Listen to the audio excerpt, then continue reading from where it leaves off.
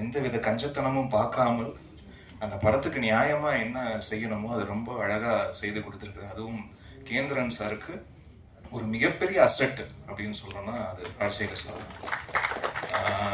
ஒரு இணை பிரியா ஒரு தோழர்கள் அப்படியா பார்க்கும்போது ரொம்ப சந்தோஷமா இருக்கு. ஏன்னா ஒரு படம் ஆரம்பிக்கும் போது எல்லாம் ஃப்ரெண்ட்ஸா இருப்பாங்க, போக போக முட்டிக்கும் இல்லையா. பட் அப்படி இல்லாம படம் முடிஞ்ச பிறகும் அதே நட்புடன் இருப்பது, அதை பார்க்கறது வந்து ரொம்ப ஆச்சரியமா இருந்தது. அது இந்த படத்தோட முடிகிற நட்பாகவும் அது தெரியல. அது வந்து ரொம்ப ஒரு நீண்ட நாட்கள், நீண்ட வருடங்கள் அப்படியே தொடரப்போகும் ஒரு நட்பா அது பார்க்கப்படுது. ரொம்ப அழகா இருக்கு.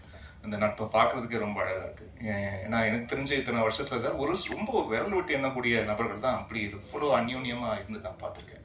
ஸோ அப்படி பார்க்கும்போது ரொம்ப சந்தோஷமா இருக்கு சார். வாழ்த்துக்கள் சார்.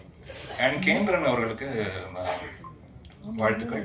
இந்த திரைப்படத்துடைய கதையை ஃபர்ஸ்ட் முடிவான பிறகு ஃபர்ஸ்ட் என்கிட்ட தான் வந்தார்.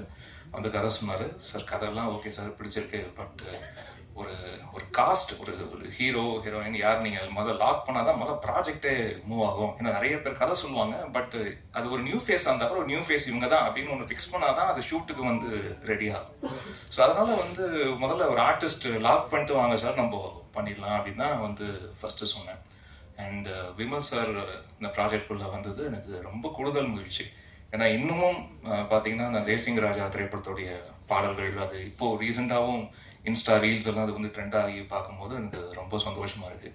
அண்ட் அதுக்கு நான் ஒரு சில திரைப்படங்கள் சாரோட ஒர்க் பண்ணியிருக்கோம்.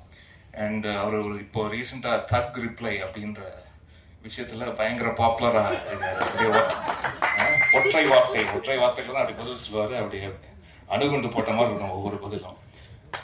இன்னைக்கு இருக்கிற 2K கிட்ஸ் பசங்கள்லாம் வந்து ஜென்சி பசங்கள்லாம் வந்து இவரை அப்படி ரிலேட் பண்ணி இவர் ஸ்பீக்கிங் ஃப்ரம் த ஹார்ட்ல அப்படின்ற ஒரு ஃபீலிங் கொடுக்குறாரு.